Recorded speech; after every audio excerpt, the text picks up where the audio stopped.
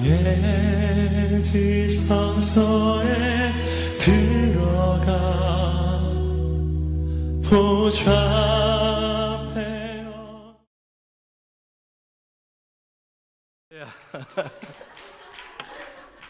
아유, 제가 또 이렇게 소개를 받고 말씀을 전하게 나오는 거는 또 제 생애 처음이네요.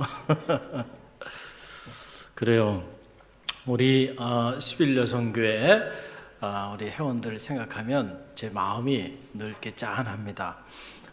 여러분, 육아 문제는 국가적인 문제잖아요. 지금 국가도 이 문제를 해결하지 못해서 어려워하고 있는데, 교회적으로도 보면, 제가 이렇게 보면 오늘 이렇게 기도하셨어요. 박은하 집사님 기도하시는데 마음에 참 이렇게 와닿잖아요. 단 한 시간도 예배에 집중할 수 없는 그런 삶의 자리, 아이들 때문에 주일날 한 시간 예배에도 집중하지 못하는 그런 상황이 있어요. 육아의 문제로 엄마로서 자녀를 키우는 문제, 얼마나 귀한 일이에요. 이 일을 감당하고 있고, 또 직장에서는 또 커리우먼으로, 또 며느리로, 또 아내로, 교회선 성도로 1인 다역을 지금 감당하고 있어요. 그래서 도움이 필요합니다. 할렐루야. 제 마음에 어떤 날은 이런 생각이 들어요. 그래서 우리 집사람하고도 오늘 한 적이 있는데, 여보, 우리 이 맘스들을 위해서 교회가 뭔가를 좀 해야 되는데 뭘 해야 될까 고민하다가 제 마음에 언뜻 드는 생각이, 일주일에 한 번 아이들로부터 좀 자유롭게 하루를 좀 보낼 수 있는 시간을 만들어주면 좋겠다. 아멘이 안 나오시네. 아멘 하시면 여기 어머니들이 그걸 책임져야 돼요. 시어머니들이 책임져야 돼. 그래서 아이들 걱정하지 말고 너 한번 일주일에 한 번은 너 시간을 좀 한번 가져봐라. 그게 안 되면 교회가 이 일을 좀 해주면 어떨까. 그랬더니 우리 집사람이, 여보, 참 좋은 생각인데 이런 문제가 있고요, 저런 문제가 있고요, 저런 문제가 있고요. 그래서 제 마음이 또 답답해지고, 그러나 여전히 어떻게 우리 11여성교회 육아를 또 위해서 애쓰고 있고, 또 갈릴리교회 다음 세대, 이 나라와 민족의 다음 세대를 세우는 귀한 일을 하고 있는 이 어머니들을 어떻게 섬길까 계속 고민하고 기도하고 있습니다. 여러분도 함께 사랑하는 마음으로 잘 섬겨주시기를 바랍니다. 자, 우리 그런 의미에서 하나님께 박수로 영광을 돌립니다. 감사하고요. 오늘도 귀한 찬양으로 영광 돌려주셔서 감사하고요. 우리가 지금 옥중서신의 말씀을 묵상하고 있죠. 옥중서신이라고 하는 것은 사도 바울이 로마의 감옥에 지금 갇혀 있어요. 삶의 자리가 감옥 속에서 감옥 밖에 있는 성도들을 향하여 복음을 전하고 있는 그런 메시지예요. 그렇기 때문에 사실은 이런 메시지를 우리가 쉽게 그냥 한 귀로 듣고 한 귀로 흘러서는 안 되고요. 여기에는 삶의 진정성, 다시 말하면 삶의 짙은 진실이 여기 묻어 있는 거잖아요. 할렐루야. 특별히 우리가 옥중서신 에베소서 편 오늘 13번째 시간을 맞이하면서 특별히 부르심에 합당한 삶이라고 하는 영적 주제로 지난 시간에 한번 묵상했고, 오늘 이어서 묵상하길 원합니다. 우리는 다 부르심을 받은 사람들이다 라고 하는 거죠. 어디서 부르심을 받았는가 우리가 말씀을 나눴고, 그러면 왜 부르심을 받았는가? 이 부르심은 언제나 사명, 미션과 연결이 되는데, 하나님께서 특별히 나를, 우리 가정을, 또 우리 교회를 부르신 데에는 부르심의 목적이 있다는 거죠. 할렐루야. 그 부르심의 목적이 뭔가 우리가 지난 시간에 다 묵상했어요. 둘로 딱 나눠주죠. 첫째는 뭡니까? 왜 우리를 부르셨나요? 그리스도의 몸된 교회를 세우기 위함입니다. 할렐루야. 여러분, 이 부르심의 목적을 분명히 아셔야 합니다. 그리스도의 몸된 교회를 세우기 위하여 여러분을 불렀다. 또 하나는 복음을 전하기 위하여 여러분을 불렀다는 거잖아요. 할렐루야. 오늘은 부르심에 합당한 삶 두 번째 시간으로 이제 강론으로 들어가는 거예요. 그러면 우리에게 맡겨진 이 사명을 잘 감당하기 위하여 구체적으로 우리가 어떻게 살아야 할까? 우리가 어떻게 살 때 우리의 부르심의 목적인 그리스도의 몸된 교회를 세우고 복음을 전하며 생명을 살리는 생명사역에 쓰임받는 크리스찬이 될 수 있을까라고 하는 그런 말씀입니다. 오늘은 이 에베소서 4장 2절 말씀만 묵상하려고 해요. 4장 2절 말씀 우리 함께 읽어봅니다. 모든 겸손과 온유로 하고 오래 참음으로 사랑 가운데 서로 용납하고. 자, 로마의 감옥에 갇힌 사도 바울이 우리의 부르심에 관한 의미, 부르심의 목적에 대한 얘기를 하고, 그리고 난 다음에 이제 그 부르심에 합당한 삶을 살기 위해서 너희는 이렇게 살아라 라고 하는 말이 이제 에베소서에 쭉 이어지는데, 오늘 4장 2절 말씀 보게 되니까 네 가지로 요약이 돼요. 제가 짧게 말씀을 나누고자 합니다. 첫째는 겸손한 삶입니다. 한번 따라해 보세요. 겸손한 삶. 겸손은 기독교 영성의 최고봉입니다. 사실 우리가 겸손하게 사는 일은 쉬운 일이 아니에요. 그렇죠? 특별히 믿음으로 이렇게 살아가는 우리 성도들의 삶의 자리에 있어서 겸손은 세상 사람들이 말하는 겸손을 넘어서야 하기 때문에 그렇습니다. 윤리적인 차원, 도덕적인 차원에서의 겸손, 그건 우리가 기본적으로 우리가 지켜야 하는 그런 삶의 범주가 되겠고요. 거기서 만족하면 안 되고요. 성서가 말하는 겸손은 그것을 넘어서는 겁니다. 할렐루야. 여기는 이 영적인 차원의 겸손이 있는 거잖아요. 할렐루야. 그렇기 때문에 이 겸손한 삶을 사는 것, 어떻게 보면 우리가 그리스도인의 삶을 살면서 우리가 도달해야 하는 그런 마지막 삶의 자리일 수도 있습니다. 그만큼 겸손한 삶을 산다는 게 육적으로나 영적으로 결코 쉽지 않고요. 언제나 사탄은 우리로 하여금 이 겸손한 문제를 공격하는 거예요. 그래서 교만하게 되는 겁니다. 그래서 교만에 빠지면 그때부터 내 삶도 무너지고, 공동체도 무너지고, 가정도 무너지고, 우리의 나라와 민족도 무너져 내리게 된다는 거예요. 그러니까 사탄은 끊임없이 우리로 하여금 하나님과 사람 앞에 교만한 길을 걷게 한다는 거예요. 여러분, 좁은 문의 저자 앙드레 지드가 한 말이에요. 겸손은 천국의 문을 열고 교만은 지옥의 문을 연다. 겸손은 무슨 문을 열어요? 천국의 문을 열지만 교만은 지옥의 문을 연다. 저는 바라기는 여러분이 천국의 문을 여는 11여 선교가 되길 바랍니다. 우리 청년들, 성도들이 되시길 바랍니다. 어떤 경우에도 지옥의 문을 여는 안타까움이 없길 바랍니다. 그래서 지혜자는 말합니다. 잠언 18장 12절 말씀에서 우리 함께 읽어봅니다. 사람의 마음의 교만은 멸망의 선봉이요 겸손은 존귀의 앞잡이니라. 그러니까 교만은 패망의 선봉이 되고 겸손은 존귀의 앞잡이가 된다. 그러니까 우리가 신앙생활을 하면서 이 신앙생활은 그냥 막 하는 것이 아닙니다. 우리가 차분히 하나님 말씀에 근거해서 우리의 믿음의 내용을 채워나가는 것이에요. 할렐루야. 그럴 때 진정한 의미의 하나님 기뻐하시는 삶, 성숙한 크리스찬, 기복적인 신앙 속에 우리가 거짓 복음에 휩쓸려서 여기저기 몰려다니는 것이 아니고요. 정말로 하나님의 능력을 나타내는 그런 참 그리스도인의 길을 걸어가게 된다는 거죠. 그래서 우리가 신앙생활하면서 언제나 늘 생각해야 하는 거, 겸손은 종기의 앞잡이지만 교만은 패망의 선봉이 된다는 것을 꼭 기억하시기 바랍니다. 누가 그리스도의 몸된 교회를 세웁니까? 틀림없어요. 어떤 사람일까요? 겸손한 사람이 그리스도의 몸을 세워나갑니다. 겸손한 사람이 성교회를 세워나갑니다. 겸손한 사람이 자기에게 맡겨진 그 부서를 세워나갑니다. 그러나 누가 여러분 그리스도의 몸된 교회를 무너뜨립니까? 보세요. 교만한 사람이에요. 교만한 사람이 결국은 공동체를 무너뜨려요. 가정을 무너뜨리고 교회를 무너뜨리고 부서를 무너뜨립니다. 그래서 우리는 어떤 경우에도 교만한 삶의 자리에 자리하면 안 된다는 거예요. 왜 그러냐면 지혜자가 말합니다. 잠언 13장 10절 말씀 보면 함께 읽어봅니다. 교만에서는 다툼만 일어날 뿐이라 권면을 듣는 자는 지혜가 있느니라. 아멘. 왜 교만한 자가 그리스도의 몸된 교회를 세우지 못하는가? 그 이유가 여기 있어요. 교만한 사람은 항상 뭘 만들어요? 다툼만 만들어요. 다툼만. 그래서 사람이 교만하면요, 그 사람이 있는 곳에 그 사람으로 인하여 자꾸 다툼이 일어나. 회의를 해도 회의가 은혜롭게 진행이 돼야 되는데 은혜롭게 진행이 되지 않아요. 교만한 사람이 있으면 그 회의가 회의에 빠지게 만들어버려요. 이해가 되시죠? 항상 보면 교만한 사람들이 문제를 일으킨다는 거예요. 자, 그래서 교만한 사람들, 이런 사람들을 우리가 프로블럼 메이커라고 흔히들 말해요.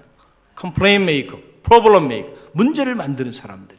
저는 바라기는 여러분들은 문제를 만드는 사람들이 되지 마시고 여러분의 가정이나 직장이나 삶의 자리 속에서 문제를 해결하는 사람이 되시길 바랍니다.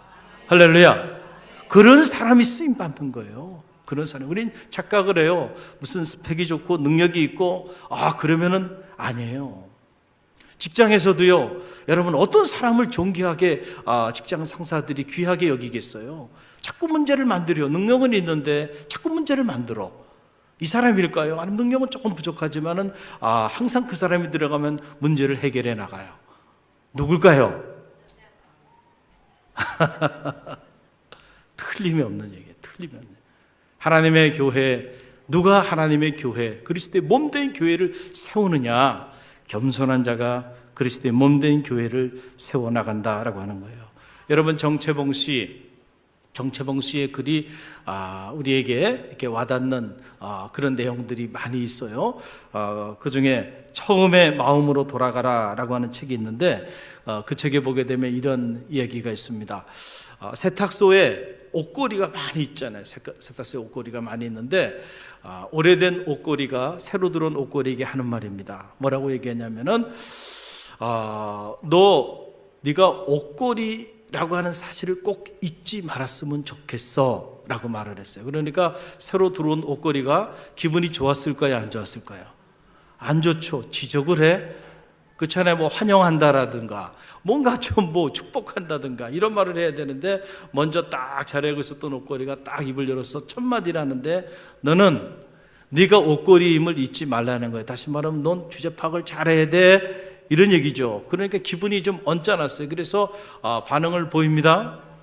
당신이 뭔데 그런 말을 하느냐라고 얘기를 하니까 이 먼저 있었던 옷걸이가 하는 말이에요. 뭐라고 얘기하냐면은 내가 이곳에 있으면서 오랜 동안 지켜보니까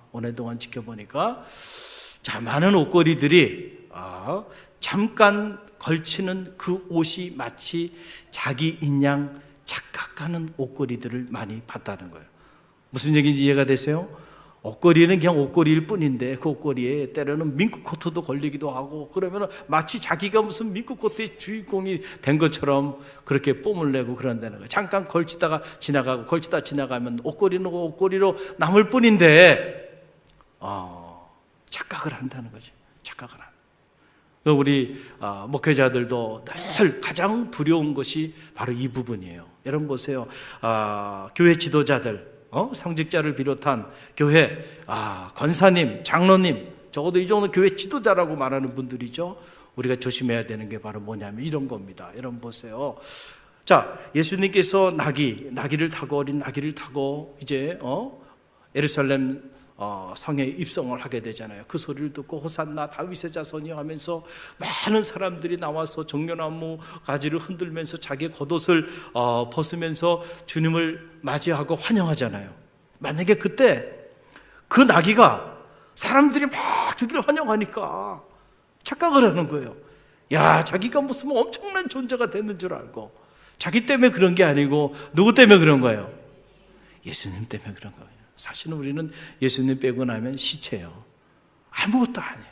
제가 우리 교육자들에게도 종종 그런 얘기를 합니다. 성도님들 중에 가끔 어떤 식사를 이렇게 대접해 주실 때 그럴 때 가능한 한 하여간 저는 좀 10,000원 이하로 적은 거로 하시면 좋겠습니다. 이런 얘기를 해요. 그런데도 또 순종하지 않는 분들이 있잖아요. 그래서 좀 부담이 되는 이렇게 접대를 받고 올 때 우리 교육자들하고 종종 나누는 얘기예요. 우리가 이런 대우를 받는 것은 주님 때문에 이런 대우를 받는 거예요. 잊지 말아야 한다는 거죠. 할렐루야. 만약에 주님이 아니라고 한다면 글쎄요, 여러분이 저의 말에 귀를 기울이고 저를 이렇게 사랑하는 마음으로 여러분들이 저에게 이렇게 다가오시겠나요? 저는 안 그렇다고 생각해요. 주님 때문에 과분한 대접을 받는 거예요. 때로는 이게 부담스러울 때도 있어요. 너무 과분한 대접을 받는구나, 이건 아닌데, 이런 부담감이 밀려올 때가 있다는 거예요. 여러분, 그 구약에 요즘 새벽에 갈라디아서 묵상하잖아요. 갈라디아서 묵상하면서 제가 한번 말씀드렸던 것 같은데, 이 법궤, 구약의 법궤는 정금 24kg 된 정금으로 쌓여 있어요. 그런데 그 안에 나무는 시딘 나무예요. 근데 이 시딘 나무는 나무 중에서 백향목이나 뭐 이런 나무처럼 그런 좋은 나무가 아닙니다. 별 볼 일 없는 나무예요. 그런데 그 별 볼 일 없는 그 나무에 여러분 정금으로 그 나무를 이렇게 포장을 하니까 말이죠, 그것이 하나님의 현존을 상징하는 법궤가 되는 거예요. 할렐루야. 이 영적인 의미가 있죠. 이 정금은 하나님의 은혜를 상징하고, 그리고 이 시딘 나무는 나약한 우리의 허물 많은 인생을 의미하는 거예요. 허물 많은 우리의 인생이지만 하나님의 은혜가 우리 안에 젖어드니까 그 은혜로 오늘 우리가 하나님의 현존을 상징하는 그런 법궤가 되는 거예요. 사실 은혜 아니면 저도 여기 설 수가 없고, 은혜 아니면 여러분도 그 자리에 성도의 모습으로 자리할 사람은 아무도 없어요. 그 은혜가 오늘 우리를 살게 하고 있고, 그 은혜가 오늘 우리 되게 만들고 있어요. 그 은혜를 우리 삶의 자리 속에서 싹 빼버린다고 한다면 정말 아무것도 아닌 시딘나무 같은, 어디에도 어느 짝에도 쓸모없는 그런 존재로 전락될 수 있음을 늘 기억하고 하나님의 은혜 안에서 겸손한 삶을 살아가는 성도들이 되시기를 주님의 이름으로 간절히 축원드립니다. 이 은혜의식을 가지고 나가는 사람들이 하나님의 교회를 세우고 하나님 부르심의 그 사명을 감당하는 생명사역자가 된다는 거예요. 또 하나는 바로 뭐냐면 온유한 삶입니다. 따라해보세요. 온유한 삶. 여러분 언제나 그렇습니다. 부드러움이 강함을 이깁니다. 부드러움이 강함을 이긴다라고 하는 사실이죠.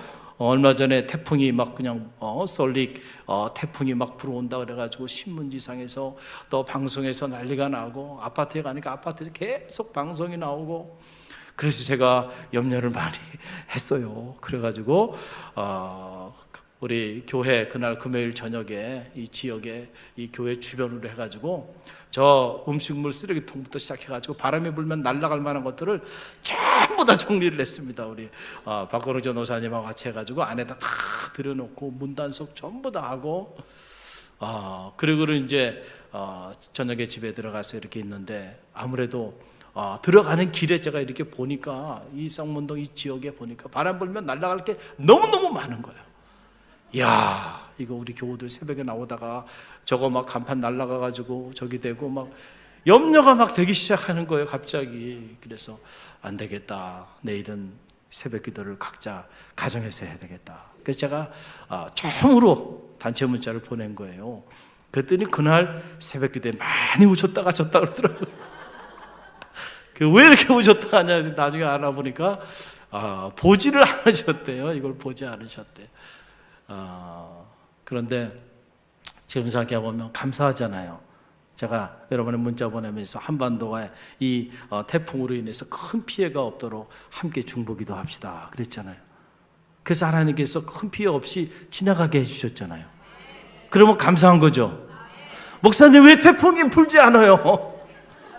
왜 태풍으로 피해도 없는데 왜 교회 새벽기도 안 해? 이러고 컴플레인 하면 이건 또 아닌 것 같아요. 그렇죠? 할렐루야. 자, 이게 바람이 막 부는데 강한 바람 불잖아요. 강한 바람에 나무들이 막 무너지고 뿌리째 뽑힙니다. 그런데도 까딱하지 않는 나무가 있어요. 그 나무가 무슨 나무인지 아세요? 대나무예요, 대나무. 왜 대나무가 그래요?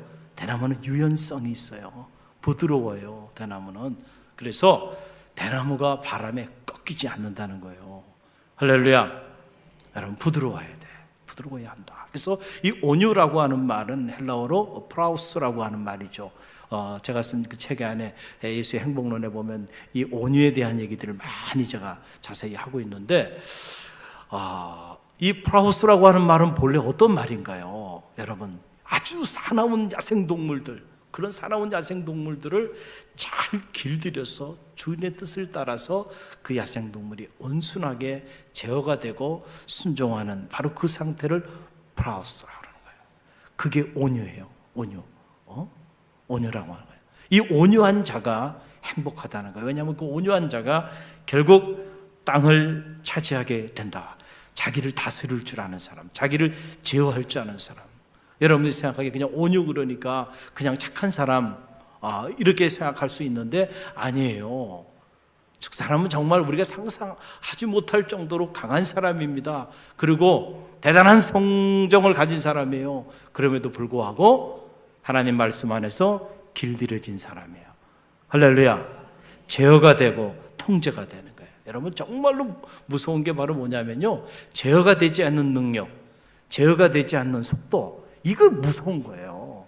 할렐루야. 통제가 돼야 돼. 하나님의 뜻 가운데 멈추라면 멈추고 달리라면 달리고, 그래야 그 능력이, 그 은사가 빛을 발하는 건데, 이게 통제가 되지 않으면은 그러면 이제 그때부터 그것이 오히려 화가 될 수 있다라고 하는 그런 사실이죠.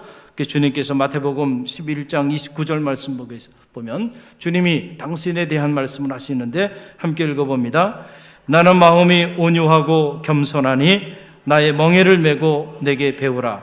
그러면 너희 마음이 쉼을 얻으리니 이는 내 멍에는 쉽고 내 짐은 가벼움이라 하시니라. 아멘. 주님이 하신 말씀이에요. 나는 마음이 어떻게 하다고요? 온유하고 겸손하니 나의 멍에를 메고 내게 배우라 그랬어요. 여러분, 우리가 온유한 삶을 살아갈 때에 그 온유한 삶을 살아가는 여러분들 때문에 거기에 하나님의 나라가 드리워지게 될 줄로 믿습니다. 온유한 여러분의 삶의 자리 가운데 하나님의 몸된 교회가 세워져 나가는 그런 역사가 나타나게 될 줄로 믿습니다. 이것이 부르심을 입은 자들의 삶의 모습이어야 한다. 세 번째는 바로 뭐냐면 인내하는 삶이에요. 한번 따라해보세요. 인내하는 삶. 인내하는 삶을 살아야 되네. 장석주 시인의 이 대추 한 알이라고 하는 시가 있어요. 최근에 제가 우연찮게 알게 돼서 읽은 시인데, 대추 한 알 제가 읽어드리면 이렇습니다. 적의 저절로 불고 진리는 없다.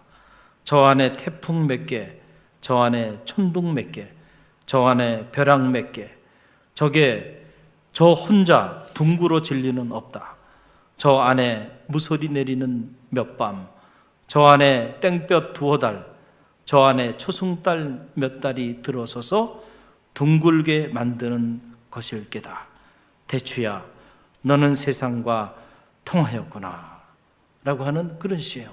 그러니까 대추 한 알이 연그러 가는 것이 그냥 우연히 그냥 이렇게 되는 것이 아니고, 대추 한 알이 무르익어 가기 위해서는 태풍과 천둥과 벼락을 맞고 때로는 무소리 내리는 수많은 밤을 참고 인내하며 견뎌내야 대추 한 알이 연그러 간다라고 하는 그런 얘기입니다. 그리스도의 몸된 교회를 세우는 일이 간단할까요? 여러분들이 복음을 전하며 생명을 살리는, 죽어가는 영혼을 구원하는 이 일이 그냥 쉽게 그렇게 빨리빨리 그렇게 이루어질까요? 저는 아니라고 생각합니다. 한 영혼을 구원하는 일은요, 인고의 세월이 필요할 정도로 오랜 시간 누군가가 그 영혼을 위하여 기도하고 애쓰고, 주님께서는 한 영혼을 구원하기 위하여 그 잃은 영혼, 잃은 양 하나를 찾기 위해 온 사냐를 헤매시고 그 잃은 양들을 찾기 위하여 친히 이 땅에 오셔서 십자가에 달리시고 물과 피를 다 흘리기까지 하셨는데, 우리가 한 영혼을 주님께로 인도하는 이 생명사역이 그냥 막 쉽게 막 이루어지겠나요? 아니에요. 절대 그렇게 이루어지지 않습니다. 하나님의 교회에 새 생명이 탄생하는 일은요, 간단한 일이 아니에요. 오늘 이 자리도 계시지만 우리 임기한 집사님, 나은경 권사님 가정, 금강 아미온, 어떻게 보면 첫 번째 열매인데요. 여러분들이 생각하기에 그냥 우연히 어떻게 하다 보니까 저분들이 이것에 이사 와서 우연히 어떻게 하다 보니까 우리 교회 등록을 했다고 생각하십니까? 저는 아니라고 생각해요. 아니라고 생각해요. 저 아파트가 지어지기 전부터 저것을 바라보면서 기도하고, 올해 초부터 아파트가 완공되기 전부터 저걸 위해서 기도하면서 어떻게 저기에 새로운 입주자들을 구원할까 고민하고 고심하고 이런저런 계획을 만들고, 그리고 또 이 일을 위하여 갈릴리 생명사역 전도 특공대원들을 세워서 훈련하고, 또 그들이 폭염 속에서도 그곳에 들어가면서 복음을 전하는 이런 몸부림들이 결국 한 영혼 한 가정을 구원하게 되는 그런 역사를 가져오게 했다고 저는 확신합니다. 한 해를 보내면서 한 영혼이 새롭게 주님께로 나오는 일이 여러분, 이게 간단한 일이라고 생각합니까? 결코 간단한 일이 아니에요. 누군가는 이 일을 위하여 잠 못 이루는 밤을 보내면서 새벽마다 눈물로 기도하는 이들이 있다니까요. 할렐루야. 우리 성도들이 아니라고 한다면 그분이 아는 또 다른 누군가가 그분을 위하여, 오늘도 얘기를 들어보니까 일본에 사는 딸이 우리 새가족인 나은경 권사님 식사하면서 얘기를 나누다 보니까 딸이 엄마 걱정을 많이 하는 거예요. 엄마 신앙생활 잘해야 되는데 어느 교회 가요? 아마도 그 딸이 엄마를 위하여 또 아버지를 위하여 기도했을까요? 안 했을까요? 기도하는 거예요. 많은 사람들의, 우리도 모르는 많은 사람들의 기도와 헌신과 여러분, 이 땀이 무르익어서 한 영혼이 주님께로 나오게 되는 거예요. 할렐루야. 인고의 세월들이 이렇게 필요하다라고 하는 거예요. 우리는 너무 쉽게, 그리고 너무 편하고 또 너무 빨리 뭔가 이루고자 하는 경향이 우리 가운데 있어요. 그러나 여러분, 언제나 그렇습니다. 빨리 얻는 것은 빨리 잃어버려요. 정말로 가치 있고 의미 있는 것은요, 뼈를 깎는 그런 고통의 시간들을 반드시 필요로 합니다.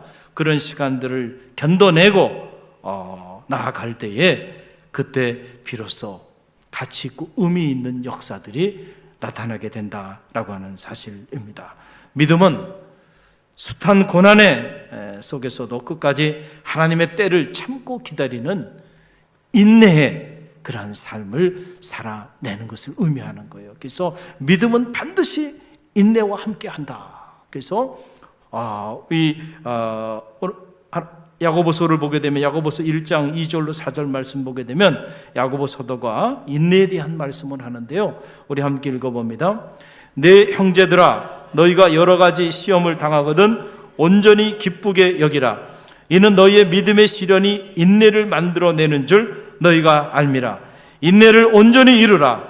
이는 너희로 온전하고 구비하여 조금도 부족함이 없게 하려 함이라. 아멘. 로마서에서는 환난은 인내를, 인내는 연단은 소망을 이루는 줄 알미로다 그랬어요. 아브라함은 믿음의 조상이 되기까지 수많은 세월들, 수많은 날들을 참고 인내하며 하나님의 때를 기다렸기 때문에 가능한 거예요.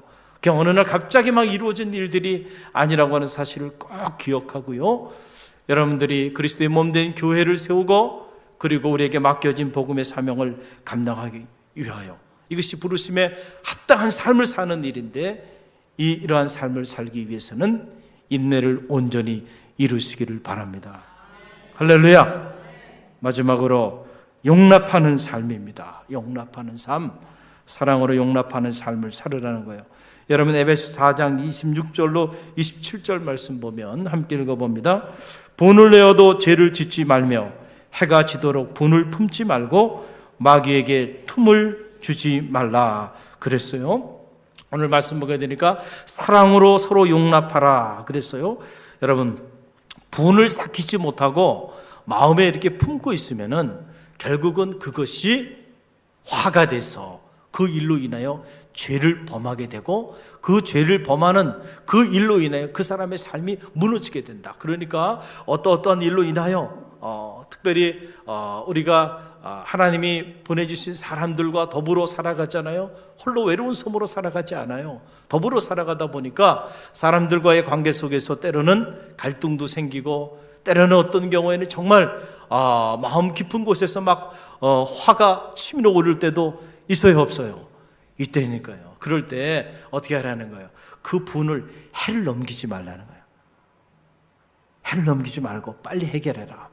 왜 그러냐면 그 분을 가슴에 품고 해를 넘기는 순간 마귀가 틈을 탄다는 거예요. 그 사이에 마귀가 들어가가지고 하나님의 사람이 품지 말아야 하는 그런 마음을 고착화시키고, 그 마음이 생각을 지배하게 되고, 그 생각이 말을 지배하게 되고, 그 말이 삶을 지배하게 해서 자신뿐만 아니고 주변에 있는 사람들을 다 무너뜨리게 만든다. 그렇기 때문에 여러분, 분을 해를 넘기지 말라라고 하는 사실이 있죠. 여러분, 최근 우리 사회에 여러 가지 많은 문제들이 일어나는데 그 중에 하나가 바로 뭐냐면 새로운 질병 이름이죠. 분노 조절 장애라고 하는, 분노 조절 장애. 그러니까 분노가 조절이 안 돼. 그래서 이게 장애가 돼 버렸어요. 그래서 얼마 전에도 뭐 그냥 샷건을 가지고 그냥 막 사람을 쏘질 않나. 이 마음에 일어나는 이 화를 제어하지 못해 가지고요, 사람을 상해하기도 하고 방화를 저지르기도 하고 각종 묻지마 폭력을 행사하기도 하고요. 그래서 이 사회적인 문제가 돼버리고 말았어요. 안 보이잖아요. 겉으로는 멀쩡해 보이는데 속에는 뭐가 가득한 거예요? 분노가 가득한 거예요. 그러니까 핵폭탄과 같은 거예요. 다 건드리기만 하면 그냥 터져버리는 거예요. 막 터지는 거예요. 여기 건드리면 안 돼요. 여러분도 건드리면 안 되나요?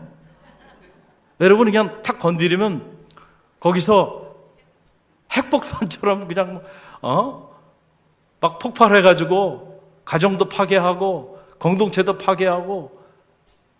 성도들은 그러면 안 돼요.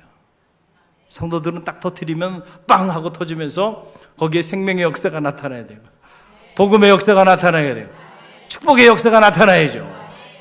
여러분, 부르심을 입은 자들은요, 마음에 분을 품고 한을 품고 분노를 품고 그렇게 살아가는 사람이 아니라니까요. 그거는 하루를 넘기지 말고 해결하라는 거예요. 그럼 뭐를 품고 사는 사람이에요? 사랑을 품고 사는 사람이에요. 할렐루야. 여러분들이 하나님의 교회를 세우고 또 여러분에게 맡겨진 사명을 감당하며 나갈 때 혹시 여러분의 마음 속에서 이 분이 여러분의 마음에 자리하고 있다고 한다면, 그럴 수 있잖아요. 그렇다고 한다면 여러분 빨리 그 하는 일을 여러분들이 조금 내려놓더라도 뭐를 다스리고자 기도해야 될까요? 마음을 다스리기 위하여 기도해야 돼요. 왜 그러냐면 여러분의 마음에 분노가 있어요. 하나님이 주는 마음이 아니에요. 이건 마귀가 주는 마음이죠.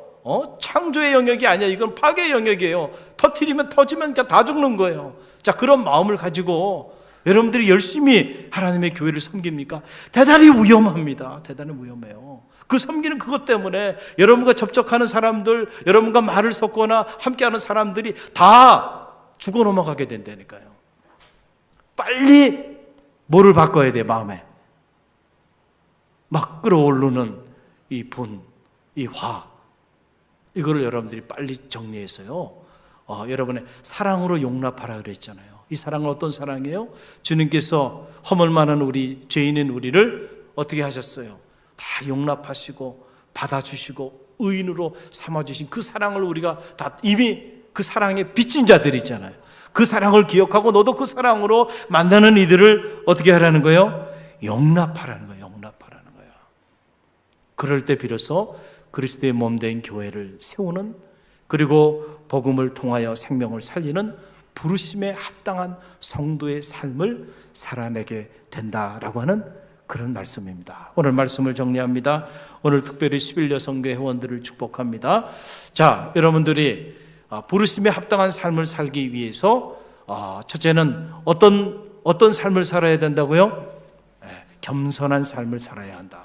둘째는 온유한 삶을 살아야 한다. 셋째는 여러분들이 인내하는 삶을 살아야 한다. 그리고 넷째는 사랑으로 서로 용납하는 삶을 살아야 한다. 바로 그 사람들이 부르심에 합당한 삶을 살아내는 그러한 삶을 살게 된다는 거예요. 오늘 11여 성교가 이런 삶을 살아내는 주인공들이 되시길 바랍니다. 또 우리 청년들, 우리 갈릴리교회 모든 성도들이 이런 삶으로 부르심에 합당한 삶을 살아내는 그런 성도들 되시기를 주님의 이름으로 간절히 축원드립니다.